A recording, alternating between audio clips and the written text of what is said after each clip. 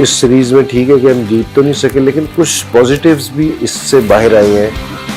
कौन सा ऐसा सुपरस्टार प्लेयर आप क्या समझते हैं जो ऐसी विक्ट्री दिला सकता है? तो मैं अपनी बॉलिंग को ये नहीं कहूँगा कि ये टच में नहीं है, लेकिन जितनी कैपेबल है ना ये, उस हिसाब से नहीं बॉलिंग की इन्होंने। आपको ऐसा कोई बैट्समैन नजर आता है जो पाकिस्तान टीम को कैरी करेगा? कॉम्बिनेशन वाइज और जो हमारे प्लेयर्स की एबिलिटी है, हम बहुत टीमों से अच्छे हैं। आपके ख्याल से आजकल के दौर में बेस्ट बैट्समैन कौन है? ग्रेट प्लेयर की अगर कोई मेरे से पूछे ग्रेट प्लेयर की पहली निशानी बताओ क्या है, मैं कहूँ मैच विनर होना चाहिए।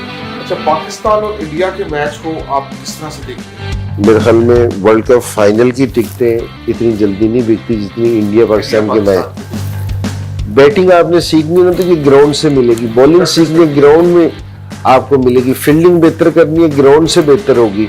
आपने क्रिकेट का प्रेशर हैंडल करना है तो ये ग्राउंड से ही आपको हैंडल होगा। आप जाली क्रिकेट, लंबी क्रिकेट खेलेंगे, ये आपको T20 में भी फायदा देगी।